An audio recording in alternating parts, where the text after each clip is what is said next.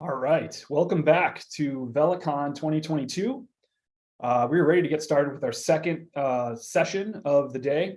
And we're going to get started off by Christian Hammerschmidt, who will be talking to us about machine learning for DFIR with Velociraptor, from setting expectations to a case study. And just a little background on Christian. Christian is heading APTA Technologies, a startup that builds machine learning tools to understand software behavior. Prior to co-founding APTA Technologies, he obtained a PhD for research on machine learning techniques to reverse engineering software systems. So with that, take it away, Christian. Hi. Let me share my screen.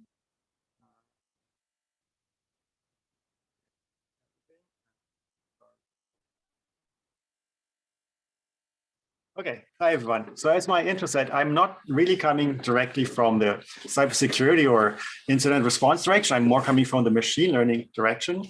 And looking into the application domain where we learn from software models, we realize that there are lots of potential applications in cybersecurity, but not a lot of people in incident response seem to be using it. And I think it has a bit to do with the endpoint protection system, where everyone wants everything to be intelligent. And there are a lot of promises out there to what these tools can do. And yet incidents happen and you guys get called. So there seems to be a little bit of skepticism and a little bit of like the lack of tooling, because if the endpoint protector is already running machine learning, what can it do when things go wrong? I have little questions. I also posted them in the Discord channel here. On the bit.ly links, and you can answer there, and we can, like, at the end of the talk, look at it and see if I answered all the questions or if there are follow-up questions on the things that we're touching on. So in the endpoint protection system, in the XDR, everything's intelligent, right? That's bad news or good news? Well, it's kind of a bit of both. When everything becomes intelligent, the attackers can also become intelligent. It's always been a cat and mouse game, right? So there's a new third day, you patch it, there's a new one, and new techniques, you learn about the techniques. And now that we have intelligent systems or machine learning systems, attackers can also use them to customize malware and customize things. There's one nice paper that's open source, where they take a piece of malware, they take any type of detector, so you can plug and play any type of detection software you can buy from the market. And it does its magic, and at the end, it pops out a piece of malware that does the same thing, but is no longer detected by this black box with machine learning, right? So intelligent systems don't only help in the defense, they also help in the attack. And well, the question is then, what can machine learning actually do besides promise a lot of things? And just as a large overview, right? Machine learning can classify things into categories, like this is a cat, this is a dog. It can predict numeric values, as in this is the price for the stock, this is the next CPU usage. It can recommend things like this is a movie you should watch, or this is a file you should look at. It can group things for you. Like these are all images that look like they are cats, or these are all faces that look like they're from your family.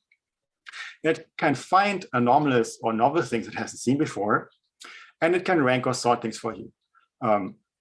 As a rough breakdown, and going from the top of this list to the bottom of the list, it becomes more imprecise. Like putting things into categories has kind of a ground truth, right? This is an image of a cat or of a dog, even though we can now create images that kind of look like both, right? But in general, the task here is pretty clear. If you think about what should you recommend, it's already a little bit like less specified what to expect. Grouping things, I mean, even we as humans disagree on how we should group things all the time. Finding anomalous or novel things, well, that also really depends on who is making the judgment here, right? So machine learning systems that do the lower half of the tasks are often left with a lot of kind of implicit judgment for things. And that's often left to the system designer, and often is expressed implicitly in some type of mathematical way that, if you don't think about it, can really bite you. So it's really easy to shoot yourself in the foot and do things you don't really expect to happen. And I mean, we've all seen a couple of these examples, right? If you trust systems too much, things can go terribly wrong. We can also misuse systems in a terrible way. Like this group here that tried to predict just from face shots if people are criminal or not. And in the end, they built a system that essentially detects whether people smile or not, because most people don't smile when they get their photo taken by the police. So what do we need to pay attention to, and how can we make sure we build systems that actually work and help you, also in incident response? And how do we then do that with Velociraptor? And in this talk, I hope I can give you kind of a high-level view. And hopefully after this talk, you believe me that data science or machine learning or artificial intelligence, depending on how strong you want to be, is a great tool that you can use even daily if you use it in the right way and if you know what to expect. And it's not that much or that difficult once you thought through these things. I've kind of assumed that everyone kind of can find their way into a like kind of standard data science stack that's typically something with Python and like these libraries, pandas, NumPy, scikit-learn, and maybe Jupyter notebooks. Yeah, lots of free resources out there to start learning. So that's typically not the problem because that's super commoditized. Every first year student can go out and start using these tools. The question is like, are they using them the right way? And coming to Velociraptor and machine learning in incident response, there are kind of two ways you can do it.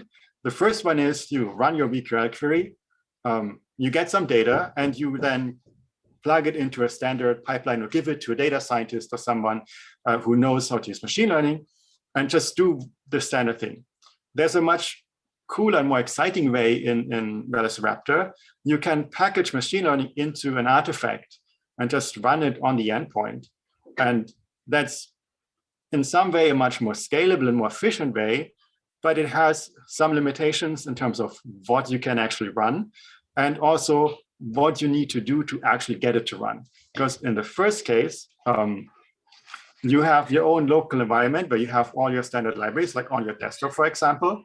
So you run your VQL query, Velociraptor does its magic and gives you some data that you export, and then you download this into your environment. One danger there is, of course, if you have lots of hosts, if you do 100 and you have 500 hosts and you say, give me all Windows event files, that can be hundreds of gigabytes or more, which you might not necessarily want to download. But of course you can, and then you can continue in your standard environment and everything works just fine. There's also a nice way for those who know Jupyter to connect Velociraptor and Jupyter. There's already a really great blog post written about it. That is in some way a matter of convenience because it doesn't solve the fact that you might end up downloading too much data. And in fact, you can essentially use Velociraptor like a database in this case, but technically speaking, it's not a database. It's not optimized for lots of data access. So you'll run into slowdowns and lots of data running. You can also, and we've seen this mentioned before, just call REST APIs on the internet from some VQL query, where you then also run into things like how much data are you actually sending and to which third-party provider are you sending it. But the nicer way of using VQL is by packaging, how you can use machine learning is by packaging the machine learning into an artifact. So you define an artifact and you can use it in any VQL query. And the artifact runs on each endpoint, processes the data, and just gives you the results back. So instead of downloading all the data and running the data once you've downloaded it, you run the machine learning on the data and only download the results. That's much more scalable. You don't need to send data anywhere. There's one kind of disadvantage, right? If you run it on each machine separately, you cannot calculate things that need data from other machines, for example, the correlation of data between two machines. And the other thing is, Velociraptor runs kind of platform independent on each of these machines. If you start packaging interesting things into artifacts, you also end up needing a good execution environment for this. And that means you need to bring your execution environment with you. And you can do that using tools like PyInstaller or Py2Xe. or compile native binaries for Windows and download them. There are artifacts that do that, like the chainsaw artifact, for example, just link things statically, and it should run on most of your endpoints. But that's definitely something to keep in mind when you want to build things. But the question is, what makes a machine learning system actually useful for you? I have another link here where you can put your answer, and we can take a look later. I've talked to a lot of people working in incident response, and I've kind of identified some themes, what people want systems to do for them that they either don't do out of the box or don't do at all. And these are the three main themes I've seen. People want systems to be reliable and trustworthy. They want to be able to understand them, and they want them to be robust. And you can take a look at what that actually means, because it's a whole spectrum of answers. For example, when you think you want a system to be reliable, you can have a good model that's bad and unreliable for your specific purpose.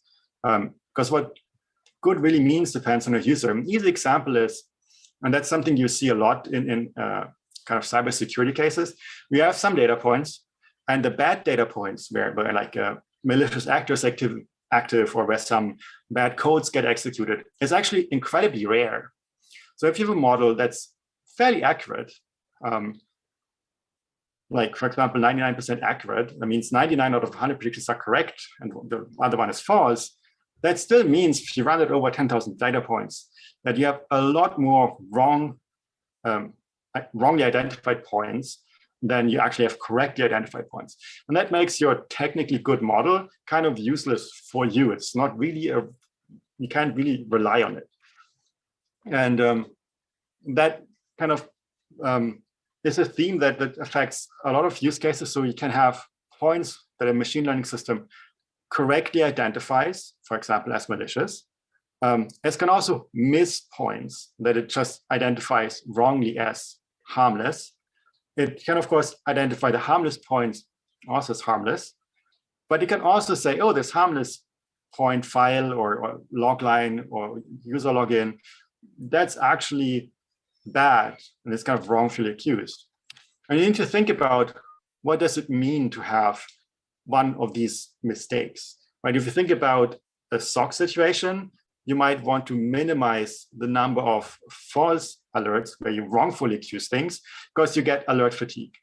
But maybe if you're already in an incident response situation, you might want to actually be a little more relaxed and say, well, I really don't want to miss something that I kind of incorrectly accuse as being okay. And that might also because you say, if I miss something in an incident response, that might actually be really painful after the fact. But if it's in a SOC situation, actually having an analyst look at everything and being really exhausted and not really paying attention to my system anymore, that's actually more painful. So when it comes to reliability, you really need to think about how do you define and measure if a system is reliable for you. And that is somewhat closely related to saying, I want to understand what my machine learning system is doing. Because if you have a system analyst that looks at alerts, if the analyst knows a bit what the alert is about, then he might be able to make a better informed decision about the validity of the alert. And there are kind of two ways of looking at this. You can say, I want to understand the machine learning thing itself that I use. Or you can say, I want to understand the decision it makes. And these are kind of two different trains or schools of thought. Understanding the model is, I think, much more demanding because you need to see the whole picture and it needs to kind of be human comprehensible, versus understanding each decision is much more pointed. You don't need to know what your black box does as long as you understand it, why it does it. And again, you can ask, why actually do you want to understand what your system is doing? Do you want to trust it? As for example, if you have a self-driving car, you want to really trust it. You know, say, I want to actually detect the relationships, right? Like, why is this PowerShell command as something negative, something that the system points out to me? Might also think about, I want to understand the system because I want to know if I can apply it in a different setting. For example, you have a lot of data collected from an enterprise company, and you learned what malicious actors do on these networks? Can you now use the same system at a small or medium-sized business? Or is there something in the data that actually prevents you from just transferring this? And then you can also say, I want to understand the system because I don't necessarily care about every alert, but I actually want to know, I want to learn what constitutes a bad line of PowerShell code, or what is a bad binary, what type of system calls does it do? And then you don't care about what the system outputs, but you care about like the insight it can give you. And one interesting way to illustrate this and the difficulty of this is a small game that is a lot more fun to play in person, but we can also play it kind of in the Discord chat. So there are 4 activities: raise your left and right hand, stomp or clap. One very popular machine learning system is called decision tree, and that's essentially a flowchart, right? So you look at each of these nodes, you ask yourself, is this condition true, yes or no? So is it before noon? When your time zone, it might be before noon. Are you watching this on YouTube? Yes, then you clap. No, then you raise your hand. And one might argue, if I give a machine learning system that learns such a kind of flowchart, that might be interpretable, like everyone can make sense of this, right? The problem then is they quickly become really that big, right? So imagine you had an event called ICML, it's 2017, it's in Australia, you see a kangaroo, it's sunny. What's the activity you actually need to do? And you might still argue, oh, I can interpret this, right? But it will take much longer. And I think there will also be people who just make a mistake and disagree because they just take a wrong look. So the judgment, like I want an interpretable system, is also not as straightforward because you always need to ask yourself, what do I need it for? Who needs to understand this? Is it the system, the person who builds the system? Like imagine you're a larger firm and you can hire a researcher and he builds systems for you. Is that the person who needs to understand the system? Or are you as a user the person who says, I want to understand this because I want to know if I should follow up an alert or not, just from the system itself. And there's in academia, there are whole fields that only look at these things, whether that's interpretable systems or explainable systems. And there are also many tools to analyze things after the fact. Some of them give very technical explanations, like essentially more charts and numbers to look at that have then some room to interpret what they actually mean. And again, might not be the right thing you want to give to an incident responder because you just want to know what aspect of the data point was responsible or not, like what's some numeric way of capturing that. They can also be incredibly useful for people building these systems. And they are nice failure modes that are very invisible for these machine learning systems that you really don't see until you run into them. One kind of famous one is this one. People trained image recognition software. And one thing to identify from all the others were horses. And they collected images from different sources and then trained the system and was really good and it could correctly separate horses from other things.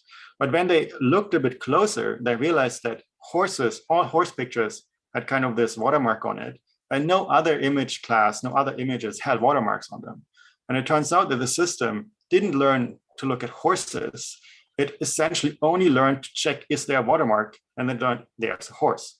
And I'm putting pictures here because it's a bit more kind of understandable and easy to imagine. But if you have data that Velociraptor collects, for example, registry keys or Windows event logs or something like this, and you just shove it into a machine learning system and you don't pay attention, it might learn that all the bad things are related to one host. So in the end, it only learns the host name and not anything else. Or it might only learn a certain UID or something rather than paying attention to the bigger picture. And that's something that you often don't realize if you don't really look deeper. And that's also why these systems often fail without us really knowing why or how. And the last thing that people often say is, well, what if adversaries know I'm using the system?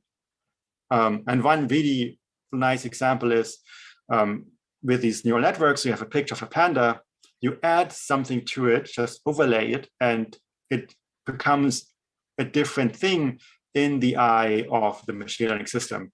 And I can imagine there's a pixel-wise addition, but what you see here has been scaled up a lot, because if we looked at this in the original, it would just be a white image and humans wouldn't see the difference. But the machine learning system sees the difference. And that works also for, say, classifying malicious files, for example. So if you have a PE executable, you can see what are all this system or function calls this executable does. And you can use this information to classify files into good or bad. And then an adversary could calculate, oh, which system calls do I need to add to make this look different in the eyes of the classifier. There are also other demands you can make for robustness. For example, logging formats change all the time, sometimes without notifications. And system and user behavior changes over time. So things we think are normal might change. For example, people might stop using Zoom as much, and maybe go to the office and maybe then use more Office directly instead of talking on Zoom sessions. And that's something that we also need to think about when we want to build systems. So now that we have kind of some requirements, and I hope there are some answers in the call, you can ask, why is machine learning for incident response actually kind of difficult? Like what aspects of it make it harder than all these really successful applications, right? Because machine learning seems to be working well for identifying faces, all the things that Instagram does, all these like filters Snapchat puts over faces. That seems all to work really great. So why is it much harder or seemingly harder to use reasonably in cybersecurity applications? And the answers are often, it's the type of data we use. So first off, there's something called class imbalance. We often have very few examples of really things being bad, and we have often a lot of examples of things being all right or okay, or at least we think it's all right, because often we are not 100% certain that things are actually normal, or if there already is a sneaky attacker in it. And then the data we use is often very unclean and it lacks standardization. And we can see that even if you look at Windows event logs, they are, I think, one of the better logging format, but the event IDs are not standardized across all logging services, for example. And then kind of related to the class imbalance, there are very few examples of things doing bad. And even if we sit down and try to analyze the case and say, let's find all the bad things, it's actually terrible to do, and we'll probably miss malicious behaviors because we never catch all of it. So if you want to make a data set to teach machines from, they're either very artificial or really kind of incomplete. And then another thing is that we often face that we in practice, for example, all these successful image applications don't face as much, is that boundaries are often very unclear. There are a lot of dual use binaries that a system administrator might use, but that also might be used by a malicious actor. Whereas a cat is a cat and a dog is a dog. And that's really clear to tell apart. But for some binaries, for example, it's not as easy to say this is clearly suspicious or this is clearly okay. And then other problems we have is we have a very wide audience, because we have incident responders, and incident responders, of course, in themselves have a wide range of backgrounds and a wide range of different motivations why they want to look at data. Sometimes it's just to look at alerts in a kind of SOC SIEM setting. Sometimes it's to drill down and find attackers. Sometimes it's to understand what actually happened. And sometimes it's just to make sure that nothing happened. And then, of course, there are adversaries. So once you train the system, attackers will probably try to behave so they are no longer detected. Versus in normal settings, cats don't try to look different to no longer be identified as cats by machine learning systems. So there's a lot more influx, right? And the question is what can we do about it? Does it mean we can't use machine learning? And the answer is, of course we can, but we need to think about it. For example, we need to measure the usefulness of models correctly. There are lots of ways to say a model we have is useful, and not all of them are actually the right ones to use. And the same goes for what we use the model for. We can be very ambitious and say we want to classify all binary files into good or bad.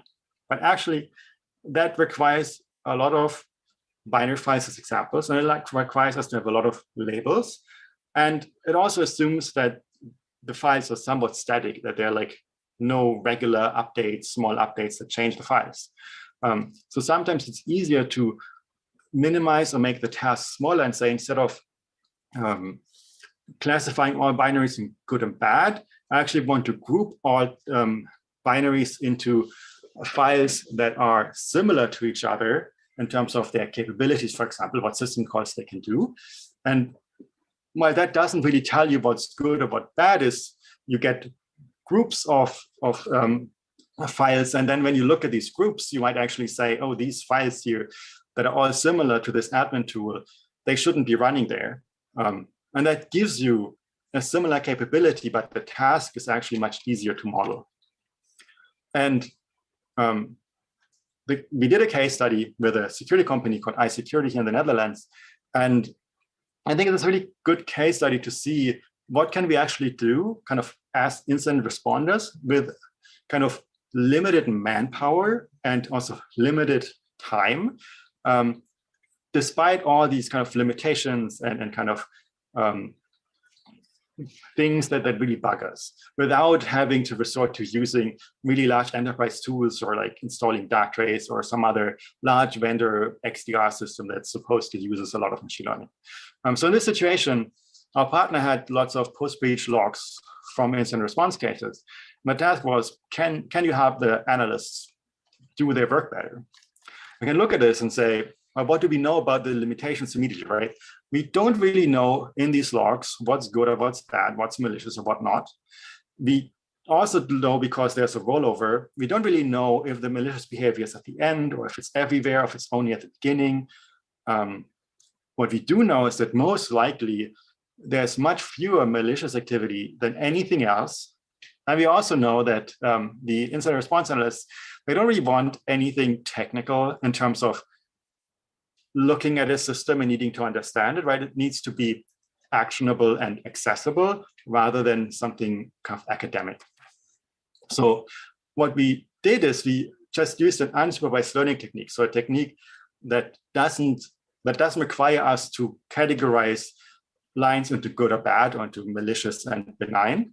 And instead, we focused on just finding novel behaviors. And then we gave the analysts kind of a timeline explorer to see all the log entries, but annotated by a score that tells us how surprised is the system to see this happening based on the context. And that's kind of what it looked like. So we have all the hosts here, and all these hosts have Windows event logs running. And then we have a log viewer. I redacted the stuff here, but you see here is a column that has scores. And then you have a timeline here that is like 3-ish, 2.5-ish years.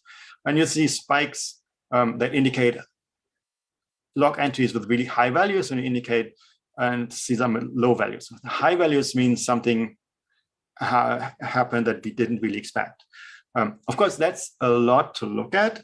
But as this is an incident response case, we had an idea at what time people started notice things going wrong. So it's easy to kind of find something to drill down around the time and we suspected that things are going wrong. So in this viewer, you can like kind of select things and zoom in. And as you zoom in, it filters out which logs are left. And if you drill all the way down to this, what we found was here in the next slide, you can see it better. There was a user that executed a file called nascan.exe in a pictures folder, which I think is not really the expected behavior of a system administrator. And to get there, we only looked at kind of novel and unexpected behaviors. We didn't need to pack in any domain knowledge or anything about executables and where they usually run or what their name usually is or who runs them. So this kind of offered the log lines in a sorted fashion, and it offered a fast entry point to investigation, in addition to knowing at what time something happened. But the data is looked at and evaluated manually. So this doesn't take the human out of the loop. It doesn't take away the kind of effort to look at logs, but it made it faster. We purposefully chose to use these EVDX log files And we use them in a way that we kind of lose some information, but we are kind of certain that it will work even if there are new applications or new logs running. And overall, this is much faster than looking at the data without guidance, but of course, you still need to look at it.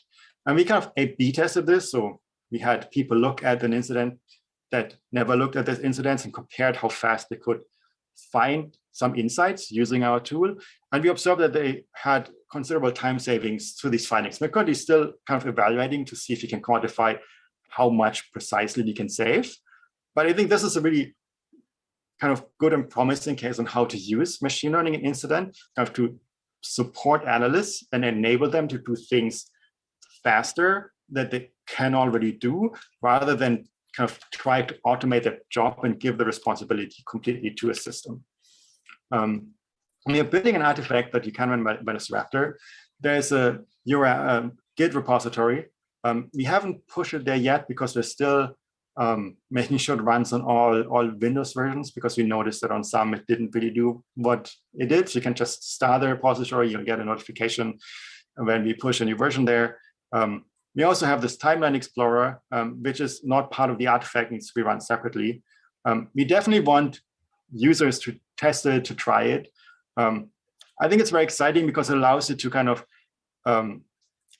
take this artifact, run it on say 1,000 machines kind of separately in parallel, and then look at the machines that did the most unexpected things first, rather than not knowing where to look first, for example. So overall, Velociraptor is a really great platform to use these techniques. And this is kind of what I had for today. I hope that you have some answers and lots of questions from me. You can always get in touch with me via email or on Twitter. So let's see if there are some questions.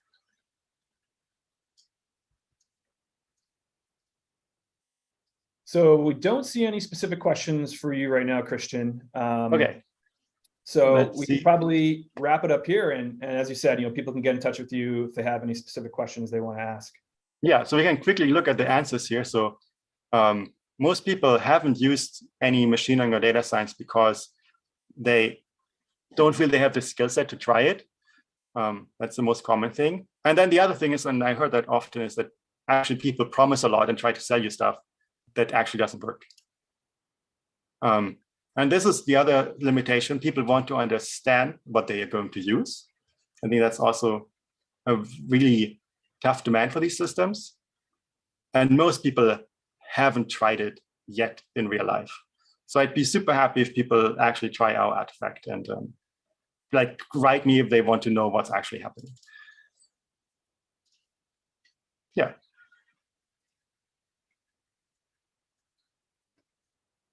All right.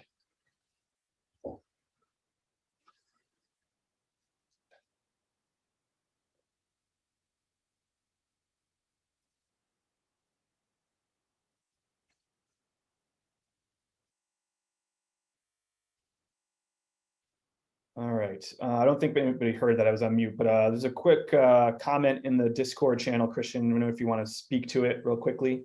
But triaging IR data before manually looking at it is always a good idea. Applying AI to it in this way is a very good approach. Well done. Yeah, thank you. I think that is actually something that has been kind of underserved by the market, because it's much easier to sell all companies kind of pre-incident tools than to sell some unlucky companies post-incident tools, right?